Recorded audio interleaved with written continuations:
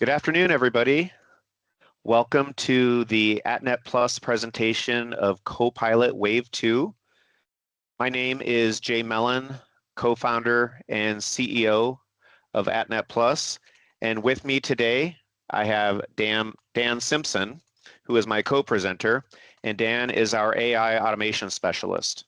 And we're going to take a little time to kind of walk through a little bit about Copilot, and more specifically, what are all the exciting things coming with Microsoft Copilot Wave 2. So on the next slide, we've got a brief agenda here. We're in our introduction to welcome right now. We're going to do an overview of what Copilot is. If you don't even know about Copilot, we'll share some information about that. And then we'll dive right into the overview on what Wave 2 means. We'll talk about some use cases. We anticipate a lot of people are thinking, okay, that's cool, but how do I actually use it? So we'll go through some examples we think are pretty exciting. We'll dive a little deeper into some of the key features, and then we do have an interactive Q&A session. So Kelsey is monitoring the Q&A, and we'll be capturing questions that we will spend some time to answer at the end, and then we'll wrap it up from there.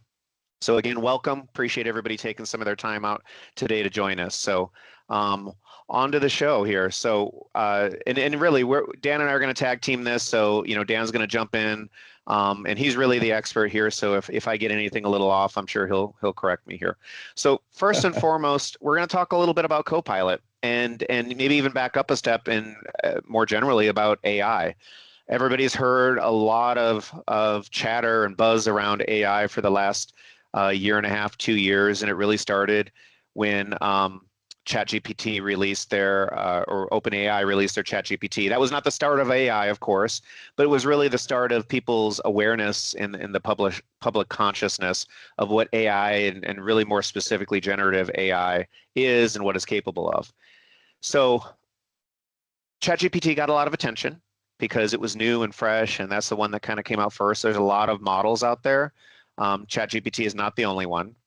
But as it relates to Microsoft Copilot, Microsoft is a huge funder in OpenAI. They've invested huge sums of money in that organization, and as a result, have a relationship and essentially are leveraging the ChatGPT technology to run what's now called Microsoft Copilot.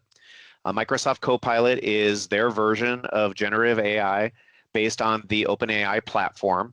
It is not literally the same as ChatGPT, but it is based on similar technology. One of the huge advantages to Microsoft Copilot is that it is integrated into almost every aspect of products from across the entire Microsoft suite.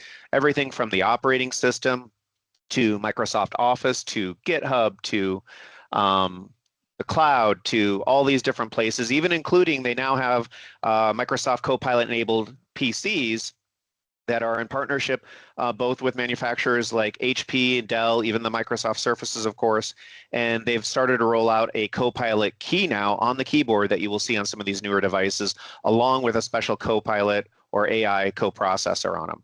So they're really, really investing heavily in Copilot. And Dan, Copilot's been around now as a product for a little over a year.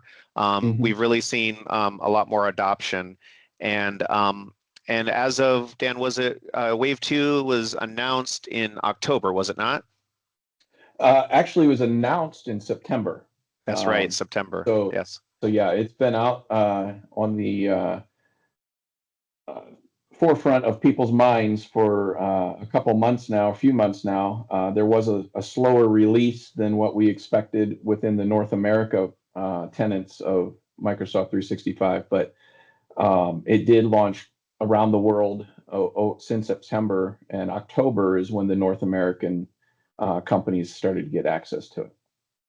And then for those of you that may not be familiar with what Wave 2 means, Wave 2 is basically Microsoft's terminology for saying, hey, we just released a huge update to the Copilot technology stack.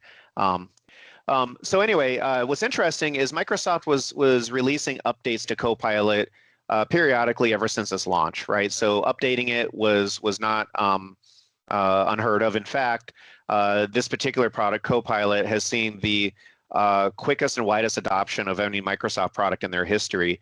And the updates that they've rolled out kind of go in line with that. They've seen significant investments in the product and updates. But Wave 2 is significantly larger. It's not just 1 or 2 updates. If we go to the next slide, you know, there have been 700 product updates and over 150 new features just this year. So some of the high-level things are integration. If you follow OpenAI's ChatGPT platform, GPT-4o is one of their newer versions. Microsoft is now leveraging that platform as part of Copilot, and it's dramatically improved performance. So if some of you tried Copilot early on, you might have been a little disappointed with some of the performance and responsiveness. The new stuff in Wave 2 dramatically impacts that. It's in fact almost 2 times faster, and the feedback that they're getting is it's improved the satisfaction by nearly 3 times. And I can tell you, as a Copilot user, I absolutely noticed that. And actually, this actually might also be a good time to briefly touch on the differences in some of the flavors of Copilot, just to make sure that those who are attending here that might not be familiar with Copilot are familiar. Dan, could you spend a minute, and pardon me if we've got this covered later, but I don't think we do. Could you spend a minute to talk a little bit about the different flavors of Copilot, both for licensed users and unlicensed users, just so people know kind of what they're using? Because am I correct in understanding most of the Waves 2 stuff is for the licensed versions of Copilot? Yes, that is a true statement. And again, most of the business functionality of Copilot is in a purchase licensed form. But there are, again, many ways of accessing a Copilot or Copilot itself. And we already see that with Windows 11 upgrades of getting pre-releases of Copilot that can be actually added to your taskbar at the bottom. You see that as maybe even replacing the search functions of your taskbar. You also see it built into Microsoft Edge and its browsers. You see it built into Bing in the same way that you see really the competitors' products also being built into their browsers, or Facebook actually adding theirs into them, into Facebook, and Google with Gemini or Genesis, and you see that in all sorts of places. And so what we actually got to understand about Copilot is that it is a user interface for AI. It is Microsoft's user interface, and that's what ChatGPT is a user interface. Gemini has its own user interface, and there's a number of other competing AI tools out there. And so Copilot is they want to be known as the businessman's user interface, UI, for AI, is a catchphrase that you'll hear with Wave 2 quite a lot. Excellent. So I think that's the key thing for people to keep in mind, is if you are using the free version of Copilot that's built into Bing, let's say, or Edge, you're not going to see some of these things we're talking about. And furthermore, what we'd really advise from an AI readiness perspective is that you and your organization have a conversation about what your AI policy is, and really decide if using AI is part of your strategic path with the company. You really want to have a conversation about whether or not you permit your users to use the free version or not. There's some privacy concerns. There's data control and data governance issues with the free version versus the paid version. The paid version much better protects your corporate data, your corporate privacy, and so on. So our recommendation to most organizations is to really focus on the licensed version of Copilot and leverage all those data governance capabilities in it, versus having your users do a free-for-all. That's a whole nother webinar for another day, unfortunately, is data governance and AI readiness. If that's something you're interested in, certainly we love to talk about that, and would be happy to talk about that offline. So I guess with a little bit of foreshadowing, though, we are going to talk about how you can use the Wave 2 Copilots and create agents that are accessible by other people outside of a licensed user. So exactly, we will talk about that. Yep. Exactly. So what don't we do? Why don't we jump into some of the use cases here and really talk about it? There's things that are actually touching everything across the whole Microsoft world.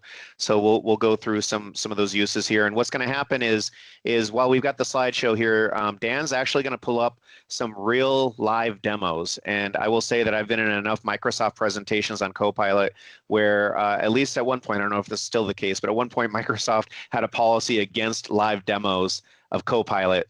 And the reason for that, is my understanding, is because it's frankly unpredictable. If you've heard the term hallucination or the fact that you always got to check everything to make sure the data is accurate, that's true. And so we're deciding to do a live demo because, first of all, we don't work for Microsoft, and as a Microsoft partner, we can still do whatever we want. And we think it's important to do a live demo so that, you know what, the unexpected could happen. And if it does, that's not the end of the world. We want you to see what the stuff looks like. So we're going to cross our fingers and hope it goes well, but these will be live demos as well. So, so Dan here, why don't we talk a little bit about some use cases in the business world? Can you share with us some of these things you've been digging into? So yeah, some of the things with the Copilot itself that has been limiting is that it doesn't necessarily interact with our documents as cleanly as it was expected to. Now with Wave 2, that's changing. We actually have new access into our SharePoint libraries, document libraries. We have access into Teams chats and things like that. There's a number of ways that it's now being integrated into the 365 graph a lot more thoroughly. And that's what keeps changing and adding new functionality and giving us a lot more capabilities. That also then improves your Copilot's contextual understanding, right? It allows you now to have access to files that are pertinent to your business's information, and it can start to do some analysis. It already can start to suggest some insights into into those documents and things that we've been hoping for ever since AI has come out. Now, I say that, what some people might be thinking if they've actually played around with some of the ChatGPT and Copilot features already, you can upload a file to a chat and it can start to do some analysis on that. But the nice thing about what Copilot is doing is that it's integrated into the file structure and the Microsoft Graph, so it can start to already do analysis on even organizational charts. It can already think for you about how you're going to be able to send an email to your manager through an automation without you having to say who your manager is, because it'll already read into some of those things. And so those are some of the different use cases that I think are going to be really the highly sought after ones that are exciting for what we're looking for from AI. Yeah, agreed. I think, when it first came out, it was cool. Frankly, a lot of it was kind of what I would refer to as parlor tricks. Now we're actually starting to see some of the real use case examples. So, so let's jump into that. So we've got one of the first things on the docket here is to talk a little bit about BizChat agents and pages. So, so Dan, if you would, let's tell us a little bit about what BizChat is. I think that might be a new term to a lot of us. Yeah, so BizChat is really just a rebranding of the Copilot interface that's built into the Microsoft 365 web app. So, a lot of people might not actually load this off the bat, but this actually creates a need for us to load our web app for office.com and Microsoft365.com to really get access to all of our apps through the web really quickly. And it always will ask you do you want to open this in the desktop version and things like that. But it's really making a great push for us to open BizChat, which is, again, the Copilot interface built into the web app. You'll also see that BizChat is built into all of the Microsoft tools and the Office suite and things like that, that when you start to load Teams even, and there's Copilot, when you have a Copilot license, you can add the Copilot into your left-hand sidebar, and that will actually give you access to your work area of BizChat. And so, yeah, I don't know if we're ready to show the BizChat screen yet. I think there is another slide on some of that I wanted to get to before we really load that screen. But I'll show you what that looks like here in a second. Yeah, Go ahead. the next one we're gonna go into agents and pages a little bit. So I'll leave it up to you if you want to jump into the BizChat or if we want to go into the agents and pages first.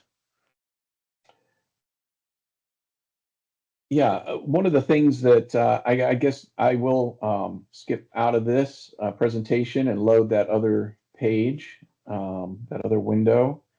And here we go. So what you're going to see now is my BizChat interface. And this is what it looks like. And it might remind you of a ChatGPT interface. It's very similar to a number of the AI tools that are out there. It actually allows you to then write a prompt down here. These are 6 then suggested prompts that are in the middle that might give you some ideas of what to prompt for.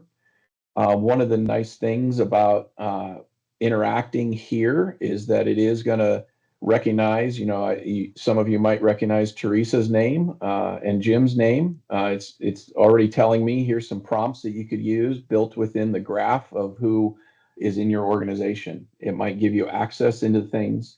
But here's the nice thing about using Copilot within a purchase license and within BizChat is that it allows you to only function within the permission levels that the user has. So if there's a folder structure within your graph that me as a user shouldn't have access to and doesn't have permissions into, Copilot's not going to actually go search that folder because I don't have permission to. And it's going to recognize that because of the Microsoft Graph integration, and it's going to know my permission levels. So when I type in a prompt here, I can actually ask some questions about all sorts of information that I do have access to, and it'll start to generate that for me. So one thing that I was going to do is just show you a little bit here real quick on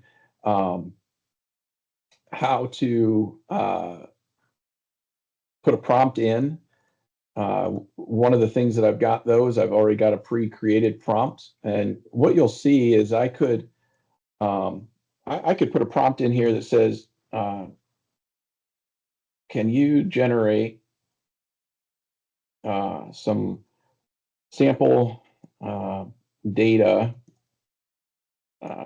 into sales data actually into a table. And it's going to take that generic prompt and run with it. And it's starting to create some things, and there you go. You get some sample data. But is that exactly what I'm looking for? Not exactly. So what I want to do is maybe be more thorough in my prompt. And so I'm going to actually give it a nice long one here. And so what you can see here in my prompt is I'm going to create a table of data made of sample sales data. You give the table the headings of item ID, description, price, quantity, company, date sold, salesperson. So I'm actually going to dictate to it what I want the column headers to be. And I'm actually going to ask it to give me 100 rows at 20 different items sold. So my product and my item description is going to actually, I'm asking for 20 different items. And here's what I'm also going to ask is, can you base these items upon items that are related to a managed service provider? And so that's just a kind of an interesting phrase to put in there because how does it know what a managed service provider sells? Well, it's gonna take into account some of the things that it might see within our tenant and also as well as some of its own knowledge that it's already learned.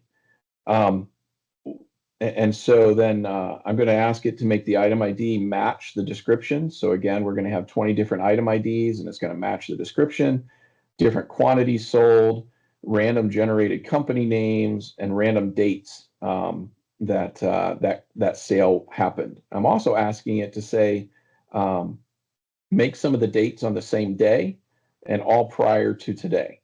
And so it's just, I'm trying to be specific to let it know what I'm asking it to do. And so then use 10 different AtNetPlus employees. So it's going to read into our our employee list of our users within the Microsoft tenant and is going to grab those names, which you can see it already did with some of those in that first request. So here's it goes the new prompt. And you can see that it's generating these items. Let's see how far it goes.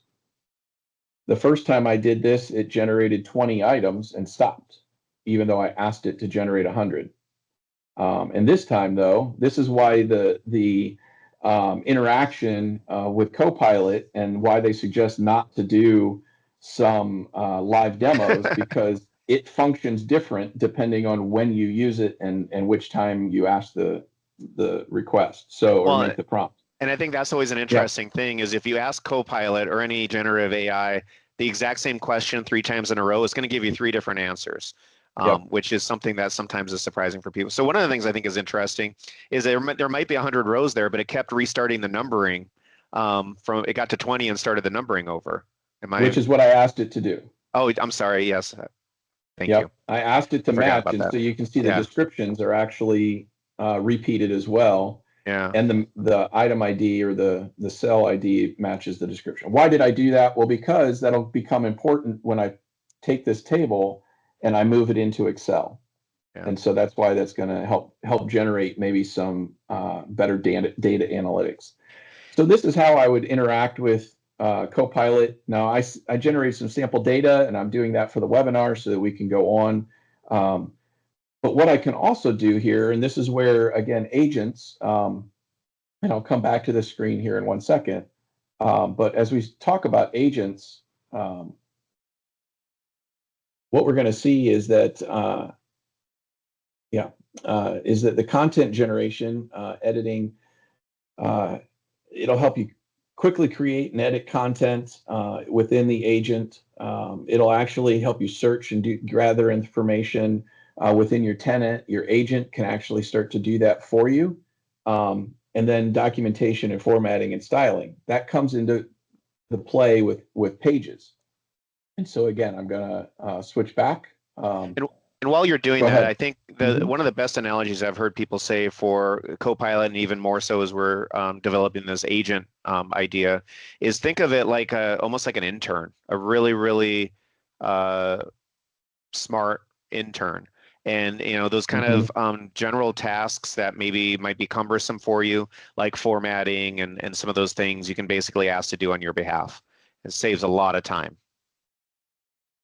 Yes, and that is something that we'll talk about earlier or later on as well. There are some of these features that are still being released, and some of the formatting stuff is not actually as fully developed as it will be in the next coming weeks, actually. But what you can see here is that I've generated this table. Maybe there's some things I want to share with someone in the organization and have them be able to interact with this table with me. I can actually start to even ask some questions about this. Who is the top sales person? That's all I got to ask. And it's actually going to start to generate. It's going to do some analysis. It looks like Chris Horning wins this time. And Chris is has made the most sales, and it gives some insights into it. Consistently sold various items such as a managed firewall, data recovery service, and server management, and more across different dates and companies. I can even ask it what was the top sales date. And even though we're interacting with fake data that we asked it to generate fake data, right? So we specifically said make up data. This example is also applicable if you had real data in your, and I know we've mentioned the term Microsoft Graph a couple times. If you're not familiar with what Microsoft Graph is, it's the name of the technology they use to basically go out and look within your Microsoft tenant at everything that you have access to. So everything you have in OneDrive and SharePoint, everything in your calendar, in your email, in your Teams conversations, all of the stuff that is available to your business, it has access to, in addition to stuff it can see on the web when you ask it to, and so on. But it's going to take a look at everything you have within your graph and make that available. So if sales data like that exists, and you as the user, the licensed user of Copilot that's interacting with it and generating these prompts, have visibility to that sales data, it will actually go out there and find that sales data. Now, the thing you have to be careful about, and this is one of the things we've learned through experience internally working with it, is if you have multiple copies of that sales data that you've stored in the same folder for the last 18 years, it might not always be apparent to it what version out of those multiple versions to work with. And that's something we can talk about later a little bit more if time allows. But that's one of the things that you've got to get really kind of making sure that your data that lives within your Microsoft Graph is relevant. You don't want a bunch of old stale data in there that could maybe throw it off, because we as humans can very easily assess whether it's still relevant or not. The AI is still working on that a little bit. So yeah, and that's what I did want to point out here also, when you're dealing with now agents. So this is something that's new within the BizChat window, is that now I can actually create with a Copilot license an agent that will do the analysis on whatever data I send it. I can actually build this agent based upon natural language prompting again. It'll actually start to ask me questions and help me walk through the process of building an agent, or I can jump right to the configuration. And so I can give it a name. I can give it a description of what this is.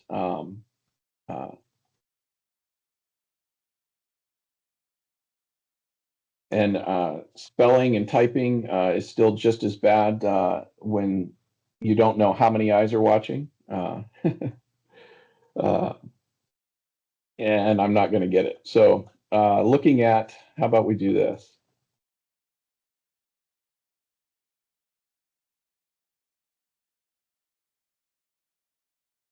So that's what this agent's going to do. I can give it some natural language instructions. And that's what I really like about this, is you don't have to be a programmer. You just talk like a person. Like you would give it instructions like you would give to an intern.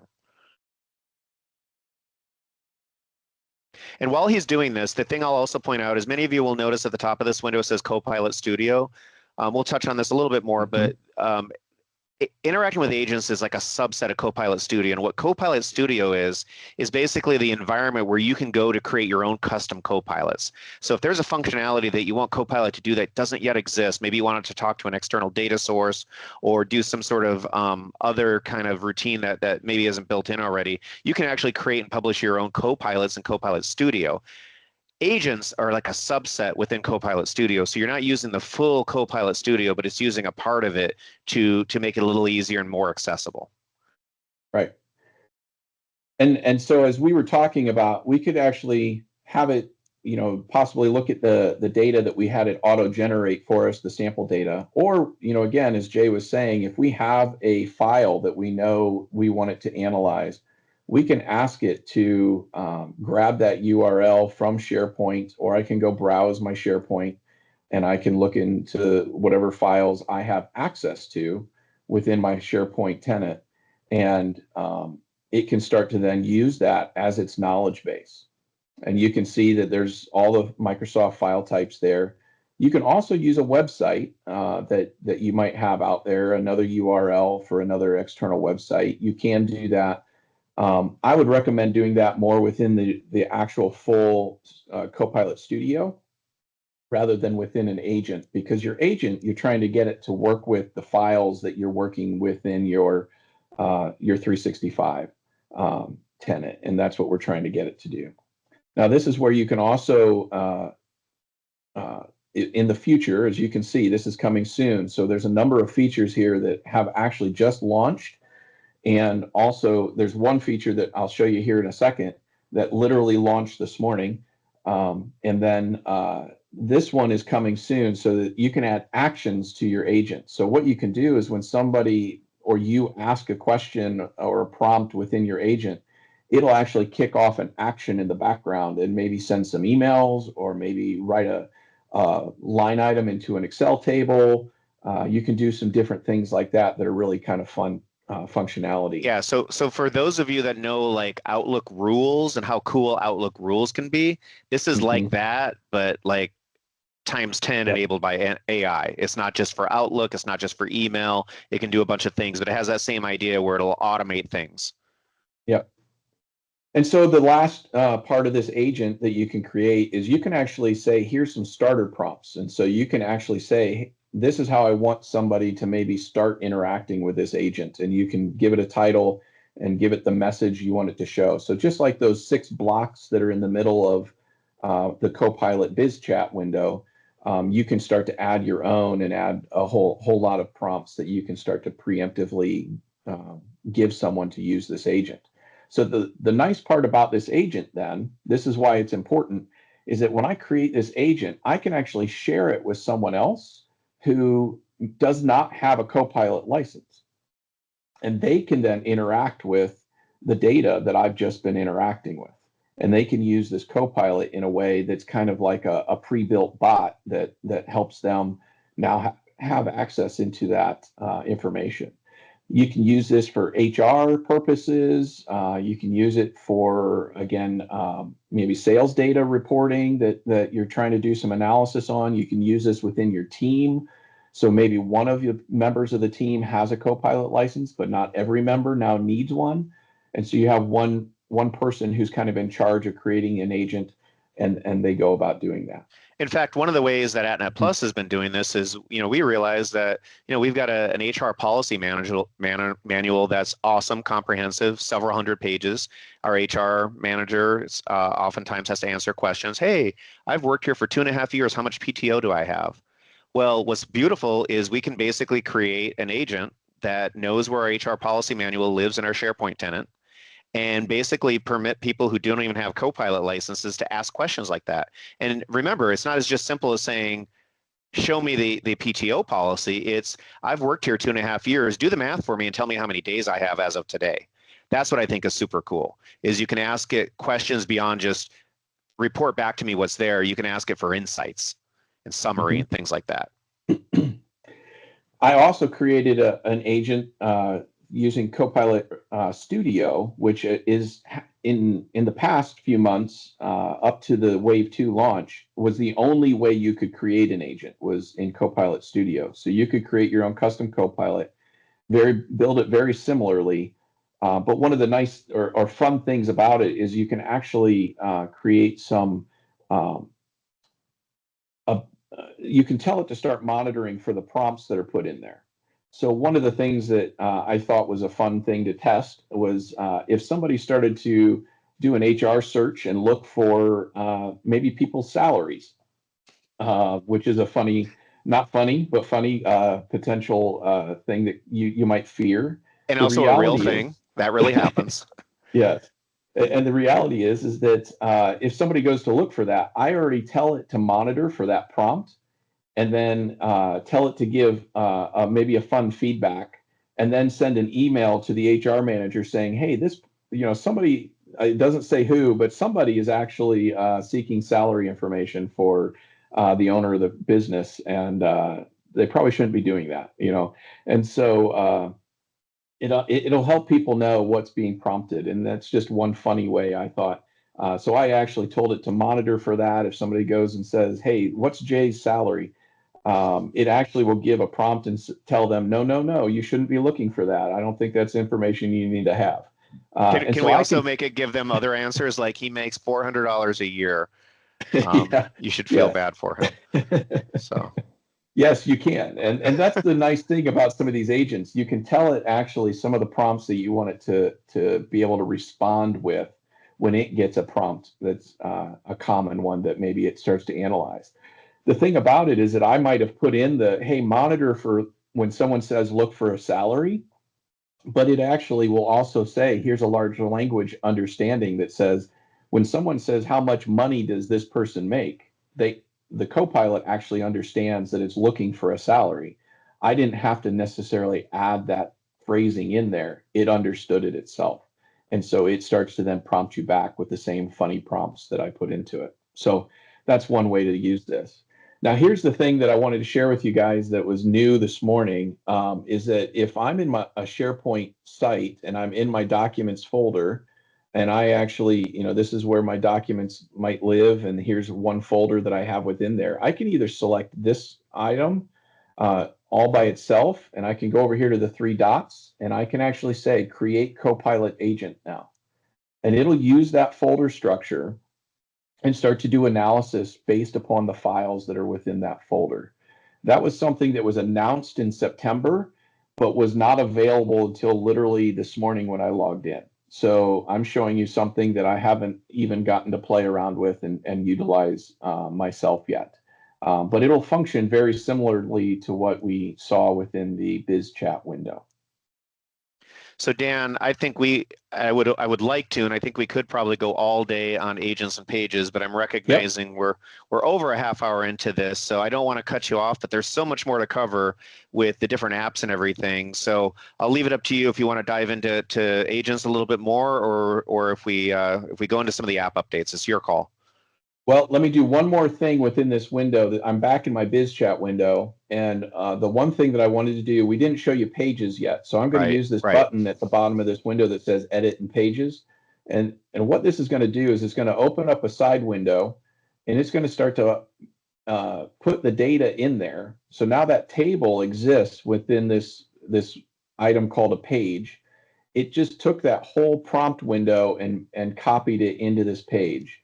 I already started doing some analysis on it, so I wanted to come to the bottom of this, and you can see it's putting its own answers to me as well, and I don't need that in here, so I can edit this, and now I can go back to the bottom of that, and I can start adding other things. Well, I want everybody that I'm collaborating with on this to know that that Chris is already the top salesperson according to this data, and then I can edit that as well. And then I can also add this other insight into here. Now I can go in here and hit this share button, and I can actually start to ask it to be shared with other people within my organization. I can either copy the link and email it to them, or I can also come in here in a very similar way that you might with a SharePoint or OneDrive folder, share it to other people and add other people to it. So that's how you can start to become collaborative. And I can put this with Jay.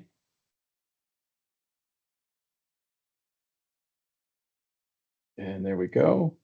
And so I can set permissions and things like that. And then he would then have access to it when I share that license or share that link to him. And he'll actually show up at the top of this. Let's see if we can quickly do that, Jay. I'm going to actually add it into the chat. Have me open it? Yeah, just go ahead and have you open that. And by the way, Dan, while we're doing that, part of the nice thing about this is if I do have a Copilot license, but if I did not have a Copilot license, I would also then be able to see all of your interactions via that shared page. Is that correct? Correct. So it'll actually show you who's editing it and things like that. Yeah. Right. So there might be times where you need everybody in your organization to have Copilot licenses, but the point that we're trying to make is there also might be times where you need key people in your organization to have Copilot licenses, but it doesn't mean everybody they interact with does. So and certainly if you have questions on who needs a license and who doesn't, we can help you navigate those kind of questions. So unfortunately, Dan, I'm not seeing the link come through. So maybe the chat is actually disabled, so I just emailed it to you.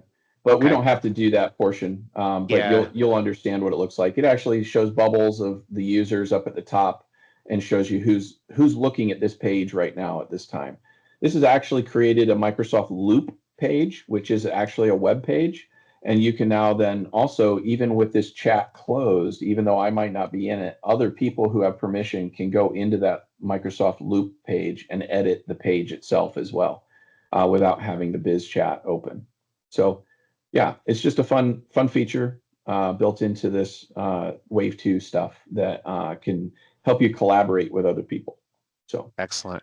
Well, we've got so many other things, and I want to make sure we have some time for questions. Let's touch on some of the other app updates, and there's a lot to cover. So I apologize if it sounds like we might be going quickly through some of them, but there's so much to include. So I'm looking at the presentation. Looks like next are the app updates. And first, we're going to talk a little bit about Copilot and Excel. So I know I'm an Excel newbie. I can do basic formulas. but I can't do some of this advanced stuff. Let's talk a little bit about how Copilot in Excel is going to help people.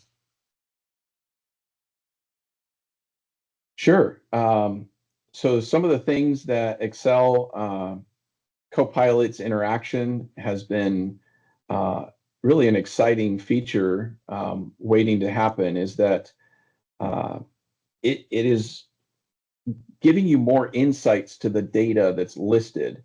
It'll actually generate some different charts and graphs. It'll actually help you to maybe not even know what you need to add to your table.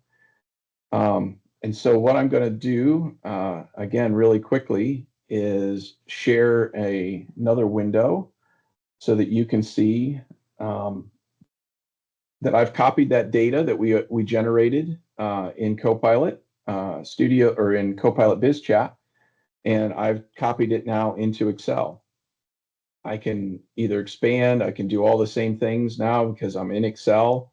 You could probably even ask Copilot to do that for you. In some ways you can, yes. One of the things that I'm actually going to ask Copilot to do, though, and I'm going to access my Copilot here up in this menu bar where it says Copilot. When you have a Copilot license and you give it permission to show up within the Office Suite tools, it'll start to show up in your menu items up here, and then it'll show up on the sidebar. And so actually it's asking me to save this file, so I'm going to go ahead and save it really fast. And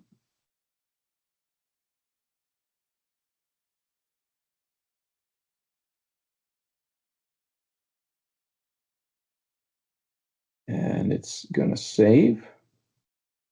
Okay. I'm actually going to tell it what folder to move to because I want it to be in a specific area so I can remember where to find it again. Because we'll use this actually. Oh, I guess it won't let me do that. So I'll find it another way. This is why a live demo is also fun, because not everything works the way you expect it. So, but here's one of the things on this right-hand sidebar that you can ask. You can say, hey, can you show me some data insights? Can you, this is giving you some prompts that might help you. Can you suggest a formula column? Can you suggest conditional formatting, as Jay was mentioning? We could look at this and do some conditional formatting on here. I'm going to actually ask it to add a formula column and see what it comes up with. So maybe I don't know what I want to summarize. Maybe I don't know what I want it to do. And it's going to do that for me. So it came up with the thought that, you know what, you need to multiply quantity times price, which is our D and E columns, and give it a total sales number. And I'm like, oh yeah, why did I forget that? That's dumb. I should have had that on there. So I can just say insert. And now it inserted that formula column for every row, and it got it all the way up and down, and it's giving me now total sales. I could do conditional formatting. Give me some suggestions. I can actually click on some of these. Let's do that one. Now, in some of these cases, it may not actually do the work for you, but it'll show you how to do it. So this is where they're still growing the functionality and features. In this case, it's going to do that for me, and it'll go ahead and allow me to apply it. So it's going to do some conditional formatting based on the numbers that it's finding in those rows. And you can see that it's taking some time churning through it, but there we go. Now we're still starting quicker to get than if I had tried to do it on my own. There's no way I would have done it that quickly. Absolutely. So now, you know, I might ask it now, what are some, you can also scroll up and see these prompts that were up above and maybe see what you skipped over a little bit. Remember what you didn't pick on. You can go back and look at some of that formatting maybe and possibly apply some of that. I'm just going to ask it.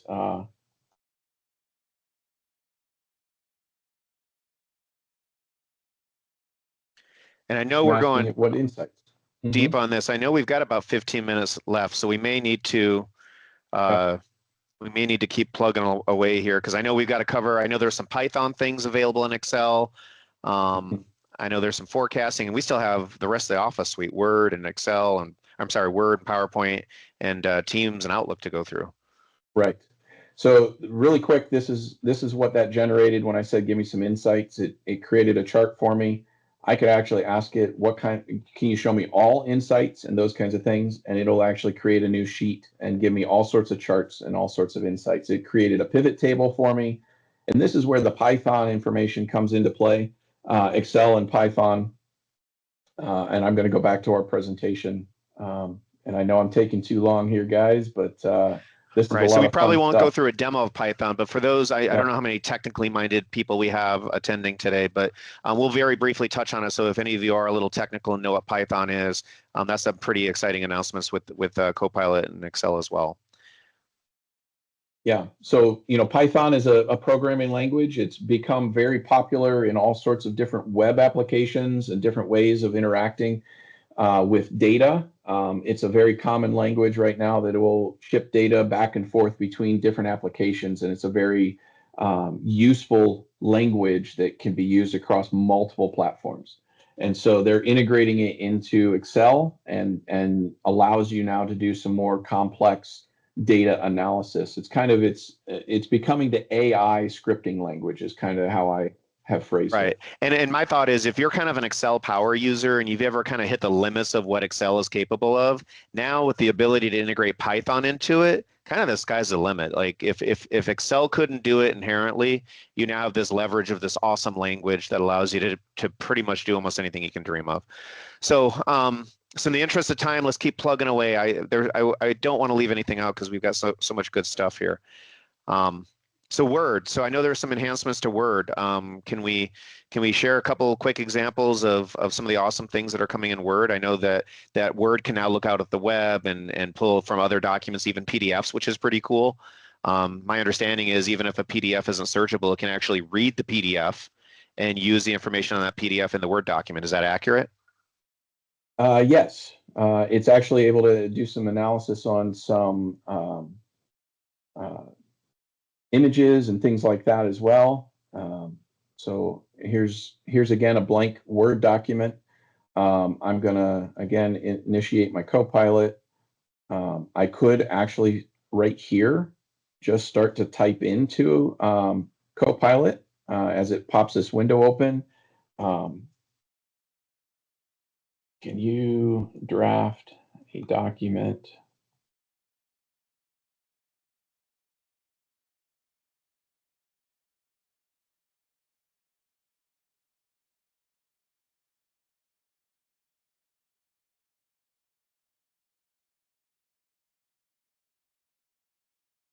So I'm going to actually try to reference that document that I just saved. It's not going to actually let me get to it. Something's restricting me from getting to certain things. And because we're short on time, I'm not going to try to chase it down. So I apologize for that. But I could say you could give it the PowerPoint that we're using for this presentation and see what it does. I saw that in the list. Was it in the list? Yeah. Okay. Yeah, let's go just ahead see and what do that. happens. Yep. Uncharted territory. We have no idea what it's going to come up with. Right. Oh, cool. It's basically summarizing our PowerPoint. Yep. That's actually kind of cool. Now, largely it's taken the bullet points and putting them in, but still, right. If there were images that had text in them and so on, it would actually capture that as well. I think that's the key to keep in mind here is Word to a large degree was really limited to text you could select. Now it can be image aware. You can actually feed Copilot images of things. A use case I've seen in the real world, because they have a version of Copilot that runs on your mobile phone. I've seen people that are out on a walk and take a picture of a dog and just say to Copilot, what breed dog is this in the photo? So it can do interpretations based on images as well, extracting text, looking at it, and reading things. Let's see here. Yeah, so again, if you wanted to keep that document, you can edit it. You can ask Copilot to do some editing, and it'll do some more highlighting. You can actually, if you have the right templates created and have them a template library that you're actually, organizational template library created, then you can actually have it jump right into that that template and let it be shown. So sorry, Awesome. I'm making sure I'm in the right one. Yep. So let's pop over. We got PowerPoint next. One of the things I love about Copilot is it can actually create a PowerPoint for you, not only with very little, sometimes no input. For example, you can just tell it to make a PowerPoint based on what it sees on our website. It'll create images and templates and everything. And so I don't know that I would ever use a PowerPoint generated completely by Copilot, but what's beautiful for somebody like me that gets stuck on the first slide and doesn't know what to do, it'll actually get me started, and then I can go in and just make minor enhancements to get to where I want. And what's beautiful too is it uses that co-authoring capability that's built into PowerPoint to allow other people to collaborate in creating those drafts and so on. And you can give it any prompt and it'll just generate it. So I don't know if you have a. Just very quickly, I'm just going to go ahead and ask it to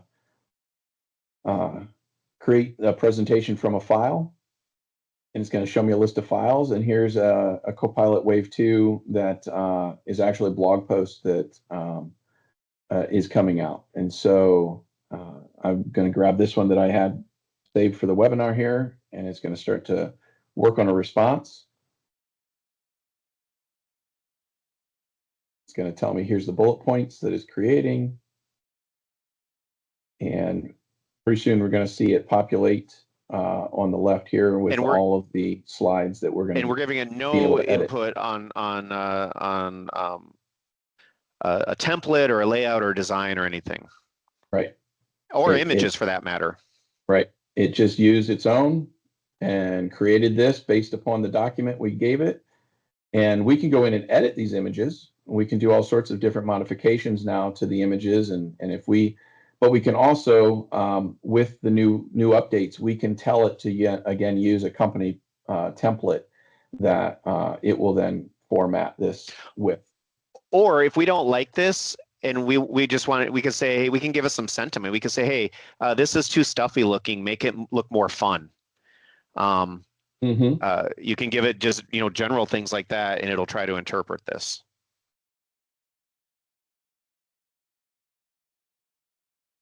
Less professional. That's usually the way I go with most of my work is how do I make this? It won't do that. Not right now. I thought it could. I thought I did that once. I'm not sure if I dreamt that. Well, anyway, I think everybody gets the idea that obviously this isn't perfect, right? This presentation, but again, it's a heck of a start and a lot further along than I would have been had I started from nothing. So one of the things that it's actually able to do now too is it's going to go ahead and organize this and create some header slides as well. I actually also can do this. Can you add a slide showing how many? Oh.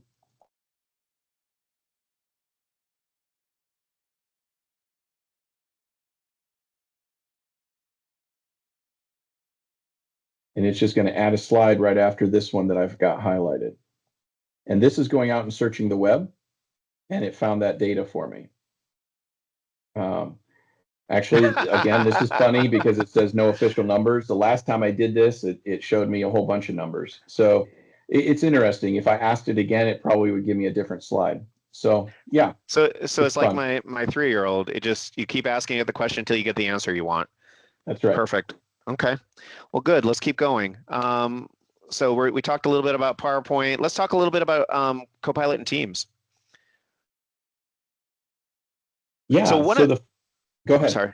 So one of the things I love, and I started seeing this do this a few weeks ago, is unfortunately sometimes I'm double booked. Sometimes I'm a little late for a Teams meeting that I'm scheduled to be on, but usually the ones I'm late on are the ones that I don't really matter anyway, which is it seems most of them lately. But nonetheless, if I join a Teams meeting late, what's great is Copilot will basically say, hey, I see you're joining this meeting late. Would you like me to bring you up to speed on what's been discussed so far? And it will literally bullet point out all of the things that have been discussed. So if I'm 10 minutes late, I know what was discussed for those 10 minutes I wasn't on the call, and I can jump in and participate as if I was there from the beginning, which I think is pretty cool. But go on, Dan. No, I appreciate that a lot. And that's actually one of the biggest use cases for Copilot in Teams is summarizing meetings, creating those meeting notes. and helping you also do some recordings. And so what I actually just loaded is what Copilot looks like when it's in the left-hand bar. And this actually automatically loaded my BizChat, which this was actually a visual creator search, which you might have seen that in the other BizChat and wondered what that was. This is actually a image creator that's built into Copilot, and you can actually ask it by a prompt to generate some images. Now you can see they're a little cartoonish, kind of, you can tell AI generated. I asked it to create a realistic one. It didn't really want to do that. And it actually did not go out because I'm in the work version of BizChat. It did not go out and find some real images for me. And it said it can't do that right now. And so if I open that up in my BizChat to the web, it might go out and find some that are more accurate. But this is a fun thing. And you can also then see, here's our sample data that we just created in the earlier part of our webinar that is exactly what we were interacting with. Okay. One of the other things, just to show you very fast, here is a Copilot that I created. That is a custom Copilot that I've shared with people and I added to my Teams window. And now you can actually ask it questions. And I asked it, can you give me a document that is a W-9 document if I needed to fill that back out? Well, we might not have that internally, but I programmed this HR Copilot to go find it on the IRS website. And so it's going to now give me access or load up. If I click on this, it'll load up the IRS website. And that custom Copilot you created then is published and available via Teams. So that's where the people would go to interact with those custom Copilots. They wouldn't have to load a new program. They would just go to the Teams that they already know and are familiar with, and they can access all these custom Copilots you create. Correct. Yep. And so I've got 2 or 3 of them in here. Here's another one. I'm not going to necessarily walk through that, but you can see them all right there. And then we got, go ahead. Sorry, we got 3 minutes to cover Outlook and OneDrive and answer questions. I'm sorry. Hate to crack the whip. Yep. It's all good. I know there's a lot to cover, and this is what I started to get worried about too. So this is why we do have a script, and I'm not sticking to it, am I? It's just so much to cover. So one of the things we hear from people all the time is Outlook, and really in the initial release of Copilot, there wasn't a lot of Outlook stuff other than maybe helping you draft a new email. They've really expanded that, and what I love is some of the abilities to organize your inbox. I think that's something that people have been asking for. So you can analyze the content, and what I love is it's contextual as well, so it knows role and reporting. So you can basically say, hey, do I have any important emails from my boss that I've missed? It'll help you get through all of that. Which is pretty cool. Yeah, I actually asked Copilot to summarize my upcoming week, and it gave me a bullet pointed list of here's the meetings you have on your calendar, and it did some of that. I also asked it what are the last emails that I got from said person, and it gave me a summary of those emails and gave me a list of the things that were a part of those. Task list, I can ask it, what are some tasks that I missed from the emails that are in my inbox right now? And it can remind me of some tasks that I didn't do. Some of those features are new prior to Wave 2. So they were some of the upgrades that have been happening. Wave 2, some of the different things that have not launched yet, this is coming soon, is that it will actually help you add things to your calendar. It's going to help you organize schedules better. One of the things that's also fun that it can do right now is you can ask it, can you create rules or a Outlook rule based upon this subject matter? And it will create the rule for you and pop open the Outlook rules window so that it'll start to create that for you. And it will say, do you want me to just create it? You can say yes, and then you click OK, and it created that rule, and now your emails are now managed in a way that they weren't before. So that's the fun things to use within Outlook. Yep. Okay, OneDrive. Let's launch into OneDrive real quick. There's some cool things they're adding to OneDrive. What I love is the ability to have you help it find documents. Has anybody ever been in OneDrive or your folder structure, and there's like 5 or 6 documents that are all kind of named similarly, but you're looking for one that has a specific sentiment on it. If you know the keywords, you can just search on keywords, but you're looking for a particular idea that is promoting, you can actually have Copilot look through those documents in the folder and tell you which one is the document that actually says the thing you're looking for, which is cool.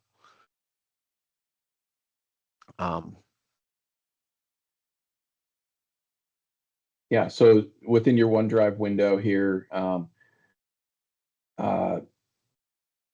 I didn't have a lot prepared for this, Jay. Sorry. Yeah, let's not do a demo of it. I think, you know, based on time, I think the idea that you can basically use it within Copilot, or I'm sorry, within OneDrive is really exciting, because that's not even an area that I had considered using Copilot prior to Wave 2. So it's really interesting. So if you want to put the slides back up there, I mean, I think, you know, the thing that we kind of want to you know, probably punctuate this with, and then we do have, you know, we'll hang out for a couple questions if people have questions, is we know we get a lot of questions from our clients around, you know, who is it that can assist us with AI? And we hope that could be us. You know, if it's something from helping you generate HR or AI policies for your organization, helping your users with training around prompt engineering or ethical use, or securing data, or how to implement custom copilots and so on, organizing the data. Those are all things that we've been doing for years, and Copilot just kind of wraps it up all together. So we're always happy to answer any questions that you might have about it. If there's anything we can ever assist you with, please let us know. But I do know that we had at least one question that came in the Q&A. If you have additional questions, please. But one was, yes, can you get a recording? We will be publishing this on YouTube. So we do have the ability to share this with you. If you need more information, let us know. Another question was, how do we keep our business information protected and private while using products like Copilot? That's a great question. Try to answer it as quickly as possible. You know, one of the first things we always recommend is policy. You want to educate your users on what to do and what not to do. Next, you really need to go through what's called a data governance exercise, meaning you have to know what data you have, where does it live, and who has access to it. You then use that to use Microsoft products like data loss prevention, DLP, other things within the Microsoft ecosystem to create these walls of sorts to make sure your data is protected. You know, all these concepts that I'm referring to are not unique to AI, but AI exacerbates it. It makes it even more relevant, because AI can dig deep and find these things even if your users don't know they're there. So even if you're not deploying Copilot or AI yet, we recommend you do these things. But if you're looking at Copilot, you really want to start thinking about this. And this is all part of the category that we talk about called AI readiness. You know, obviously we want people to be excited about this technology and use it, but it's also, we just want a word of caution not to jump in blindly, because there can be unintended consequences. You just don't want people, you know, potentially exposing your sensitive corporate information, maybe seeing information they shouldn't see, and so on. So we need to make sure it's set up right. That's something we can assist you with and help you navigate. So it absolutely can be set up securely, but it's not accidental. You have to be very deliberate about it, and I think that's the big takeaway.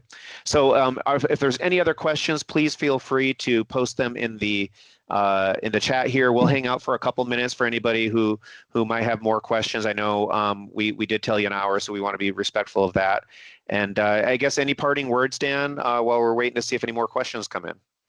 Sure, and I think it's just jumping onto the security question. It is very important that we are acknowledging that. Microsoft is one of the only AI companies right now that has made a huge commitment to that.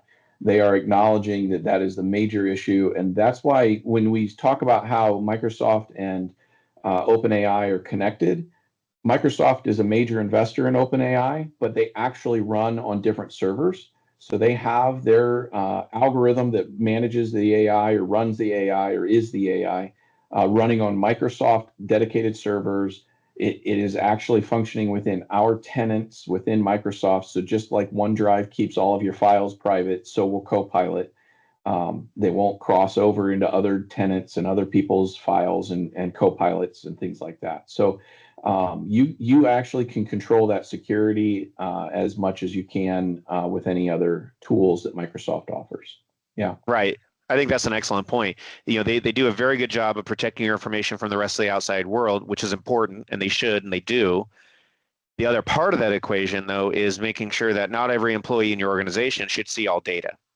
And that's the part that can get a little fuzzier for some organizations, right? As a managed services provider, we try to assist our clients in doing that, but the reality is sometimes those things are happening outside of our purview, and it makes sense to have a conversation and talk about exactly how does that work. So so a couple more minutes here if anybody has any questions. I see we've got a few more people hanging out, so I'm just going to keep talking until everybody disconnects. So you're happy to hang on as long as you want and see where I end up, but I'm happy to also answer any questions anybody might have. I see one more comment here. Would you be able to record a demo of these a little bit more in depth, perhaps for each integration, Excel, Outlook, et cetera, or would you send out links to Microsoft viewing materials to assist? Yes, absolutely. So you're correct. Microsoft actually has a ton of really cool demos on that. So what we can do is try to assemble some of them and share them. And then if there's something really cool that we don't think Microsoft has covered well, we're happy to do a recording. So I think that would be some great content that we could continue to share via our blog and our social media. So great suggestion, and absolutely we can do that. I know Kelsey probably has some of that lined up already. So good to see that that's something people are interested in. So welcome any other questions that people have. Otherwise, we'll probably wrap it up here in a minute. So Dan, I want to thank you for taking time out of your day to share your expertise with us and everything, and really looking forward to kind of seeing what you're able to do for us. So for those of you who don't know, Dan's role is both to help us leverage these tools internally to make us operate better, but also to help our clients and work directly with our clients to help them leverage the tools as well. So any questions, feel free to reach out to Dan or myself, and we'll be happy to engage with you and see how we might be able to help. So with that, I think we'll wrap it up. I don't see any more questions coming in. So again, thank you, and I hope everybody enjoys the rest of your day. Goodbye. Bye-bye.